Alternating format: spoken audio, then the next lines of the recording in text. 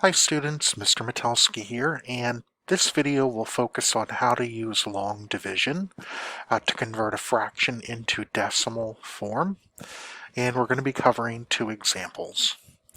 So our first example here is going to be 3 divided by 8. Now if we're asked to convert this into decimal form and we don't have a calculator, we're going to be using long division to help us. So remember, in long division, the numerator, the 3, is the part that goes inside the division sign, and then the 8 would go on the outside. Now, we know that 3/8 is less than 1 because we only have 3 out of the 8 parts. So what we're going to do is, after the 3, we're going to put a decimal, which means we're going to put a decimal right above it, and we're going to add a 0 here.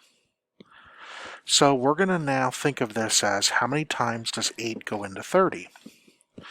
Well, if we do 3 times, that would get us 24. And remember, in long division, when we write it out, then we subtract. So 30 take away 24 is 6. Now, we put another 0 here, and we bring the 0 down. So then we think 8 goes into 60 how many times? Well, we know 8 times 8 is 64, so that's too big. So it's got to be 8 times 7, which is 56. So now I subtract those two and I get 4.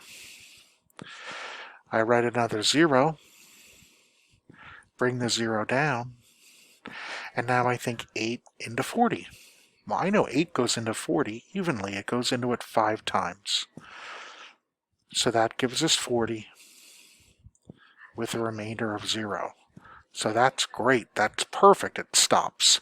So therefore, we can say that 3/8 is equal to 0.375. So this is what we would call a terminating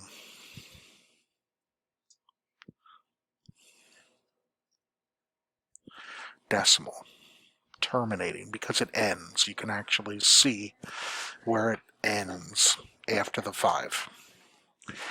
All right, our next example, we are going to be doing 9/11. 9/11. So our goal is to convert that into decimal form.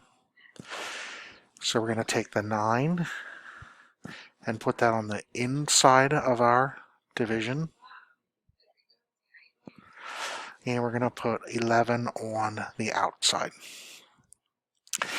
Now we know that 11 does not go into 9 evenly. So again, we're going to have to start out by putting a decimal and a 0. So we're going to put the decimal right above there. And it's really important that you keep order with everything so that nothing gets out of line. All right, so now we're at 11 into 90. Well, I know that 11 times 8 is 88. So if I do 90 minus 88, I would get 2.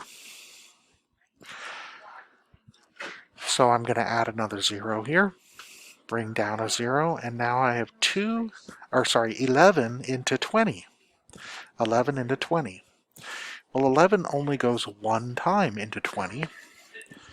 And if I put 11 here and subtract, 20 take away 11 is 9. So I'm going to put another 0 here, bring it down. Now do you see I'm back to what I had here, the 90? I have a 90 down here. So 11 into 90, it can go 8 times. That's 88. And I subtract and I get 2. I put another 0 here and I get 20. 11 goes into it one time.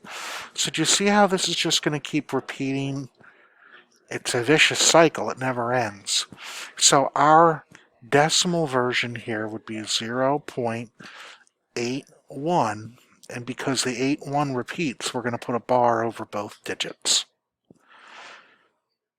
So hopefully now you're a little bit more comfortable with converting fractions into decimals. So we had a terminating decimal in example 1, and we have a repeating decimal in example 2. All right, good luck.